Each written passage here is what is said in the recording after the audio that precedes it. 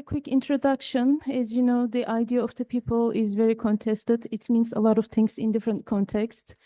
It means democratization if you look into the history of 19th century America, but also if you look to the Cold War, it means totally defense and security. Or if you look to Albania and the People's Republic, or People's History Museum, we all have different stories from different perspectives. Women's rights, labor movement on the one hand, and socialist state scrutiny on the other hand. So with this tension in mind, we wanted to we wrote to call for paper with a lot of collaborators on the idea of the people. And it is very central to the studies of populism. I'm not gonna talk about these, it is just a glimpse. So there's different approaches, and there is always a new terminology about something to do with polarization, how to name it, either in nationalism or racism. And we have different definitions like digital populism, climate populism. There's always a new term emerging every other 6 months. So it is a growing field. And it also have impact on everyday life of the people. And this is my research. So I sneaked in my research in a little bit. So what does the people mean for the people on everyday life? It means a lot of things. It is not just a concern for the elections. As we saw, European Center of Populism Studies published a report on EU elections last year, and we saw how the rhetoric on the true people is emerging, not only in Eastern Europe, but also in the Western Europe, which is very concerning. That was one reason we organized the conference. And with that said, I want to thank everyone, our partners through the American Institute and OXPs. Liz is arriving, so we are very grateful. The Humanities Division people, European Studies Center, my friends from Oxford Democracy Network, and different universities in Berlin, in Brighton, and different research groups. Also, I am very grateful to the people who are not here in the room today. Hugo Bonin couldn't join, and Heide Hart couldn't join, but they contributed a lot to this conference. And we are also worried about friends from Iran. Some of them wouldn't be able to join us today because of the war. They lost some friends. So under the shadow of wars ongoing and feeling ashamed to call this a modern 21st century, I welcome you to the conference, and to our wonderful people to welcome you. Kate Mavor, we will introduce you to the college and say a few welcomes. Vers, do you want to come? Thank you.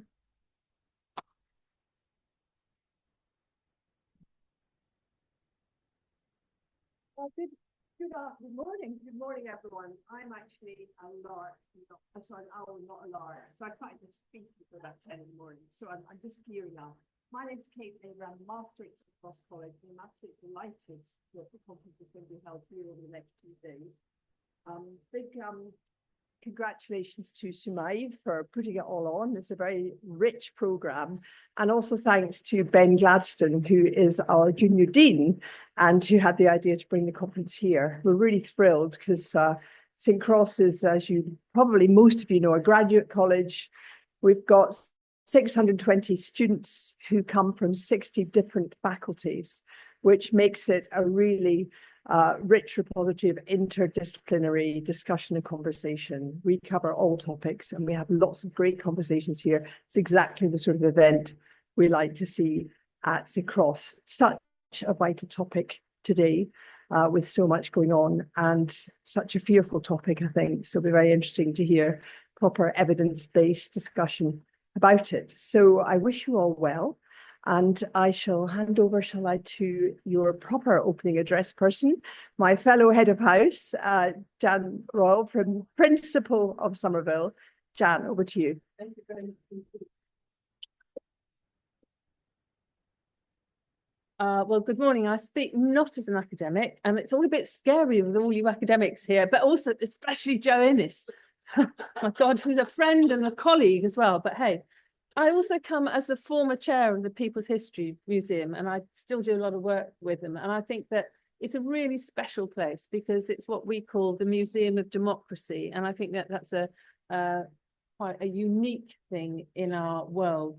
But I'm very grateful to you for enabling me to participate, albeit briefly, in this excellent conference. You've got a really interesting program, and I would love to be able to participate in each and every session, but I'm afraid that life got in the way. I hope that there'll be a report of the conference, because I think this is one of the most important issues that we need to be discussing and considering in the world today. Sümeyye and I had a conversation in January to discuss a sort of embryonic idea, it was embryonic at the time, about this conference and the possibility of establishing the Oxford Democracy Network, which I thought was an excellent initiative. And then bang, 6 months later, we've got this brilliant programme. And I think that the way in which the logistics and the programme have been put together with such speed, it's deeply impressive. I will be leaving Oxford in September, but I'll be going back to spend a lot of time in Parliament, and I would love to pursue these issues. So if there's anything I can do to help you in that context, I will gladly do so. I wonder if the title of the conference should have been We the People and the Precarious Future of Democracy. The alarming disappearance of 1/5 of the world's democracies between 2012 and 2024 underscores a global crisis. The decline is not the result of a single cause, but I would say that it's driven by a toxic us versus them narrative, divisive politics, and the fracturing of the social fabric, which is so essential to our democratic survival. Yet even in this era of democratic backsliding, there are signs of resilience and renewal. At the core of this tension lies the concept of the people, a phrase that can either unite citizens around shared ideals or be manipulated to exclude and oppress. And understanding that duality is not just an academic exercise, it's existential for the future of democracy. The people is rather a double-edged sword. Historically, we the people, as found in foundational documents like the US Constitution, symbolizes popular sovereignty, the collective right of citizens to self-govern. This idea underpins civic nationalism, the social contract, and movements for inclusion and rights. And when used inclusively, it can forge a sense of belonging and shared purpose, bringing diverse groups together under common civic values.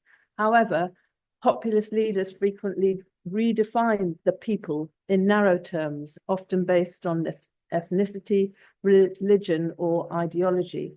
By framing political opponents as illegitimate elites or traitors, these leaders weaponize the concept to justify majoritarian authoritarianism. This approach uses democratic processes to undermine pluralism, weaken independent institutions, and erode minority rights, as seen in countries like Hungary, India, Turkey, and I would suggest now in the USA. The result is perhaps a democracy in name only, where the will of a manufactured majority tramples constitutional safeguards and social diversity. Democracy's challenges cannot be explained by a single discipline. An interdisciplinary approach is essential. Too often we think and act in silos, and it's invaluable when there are opportunities like today to bring people together with common interests to discuss issues of common concern, breaking down the barriers which are sometimes imposed by academia. They're certainly imposed by politics. So we've got political science and law, which illustrate how constitutions and institutions channel or constrain the popular will.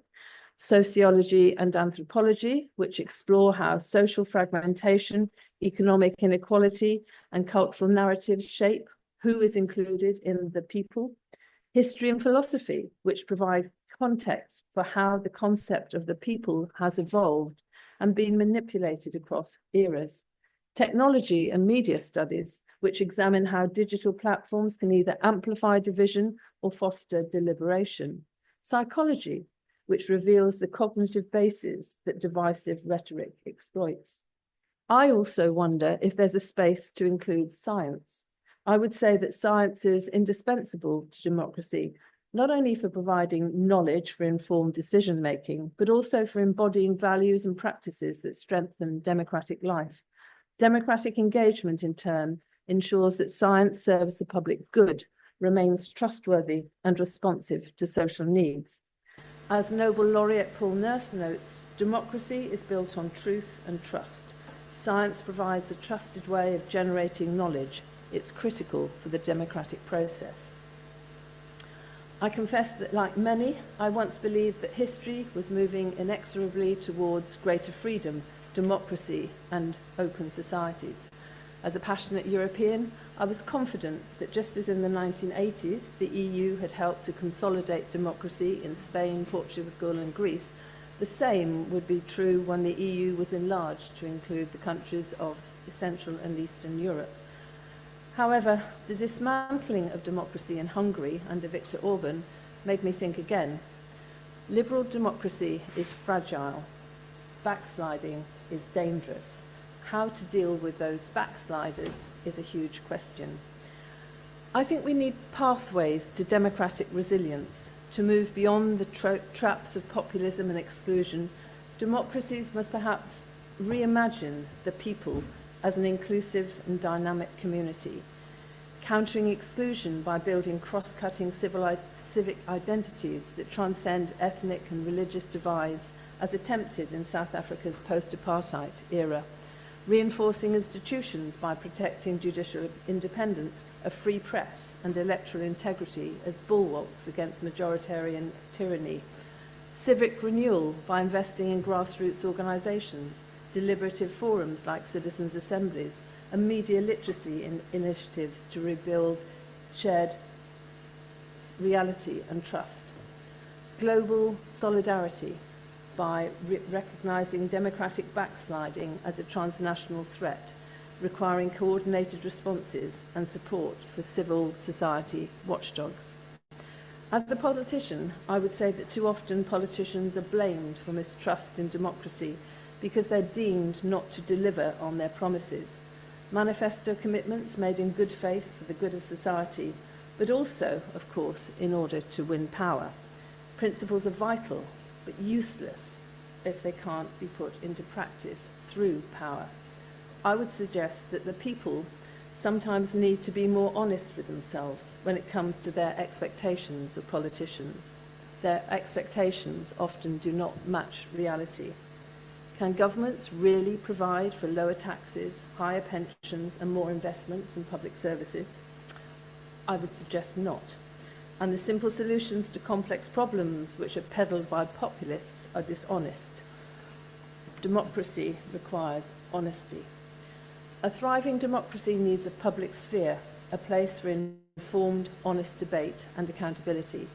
However, the decline of local journalism and the rise of disinformation, especially with AI-generated content, threaten the public sphere. The fragmentation of media into echo chambers undermines the possibility of a shared reality. When facts and arguments are replaced by polarized narratives, democratic self-government is weakened. Perhaps we should also consider the fact that economic forces can severely constrain democratic choice. The need for politicians to placate financial markets can restrict policy options, leading to a form of attenuated democracy where formal mechanisms persist, but real power is limited by forces beyond voters' control. This dynamic underscores the fragility of democratic systems and the need for vigilance, adaptation, and renewed commitment to democratic values. The We the People programme is a vital mission for the moment. By bringing together scholars and practitioners from diverse fields, it addresses the central paradox. How can the foundational concept of democracy also be its greater vulnerability? Through comparative analysis, studying cases of democratic collapse, for example in Venezuela, and resilience, as in Poland 2 years ago, The programme seeks actionable strategies for renewal, and that's what we need across the world. It's great that the programme has a blended format, combining in-person and virtual engagement, enabling the widest possible dialogue.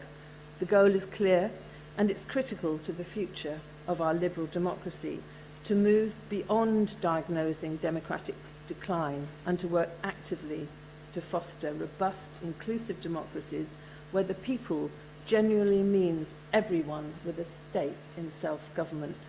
Democracy is more than elections. It requires checks and balances, independent institutions, and a vibrant civil society. Restoring democracy, once undermined, is even harder than creating it. The future depends on education, I would say, on cultivating solidarity, a shared civic identity, and reforming liberal democracies to be more responsive and effective, especially in the face of our many, many global challenges like climate change, migration, economic inequality, and rising authoritarianism. The task ahead is urgent: to reclaim the people as a truly inclusive concept and ensure that democracy not only survives but thrives. I'm sure that the discussions and debates will be intellectually stimulating, but I hope that the outcome of your deliberations might also be practical and inform future policy. It would be so easy to be pessimistic, would it not? But I tend to agree with Gramsci. Whilst I have pessimism of the intellect, I have great optimism of the will. And your deliberations, may they feed that optimism of the will. Thank you.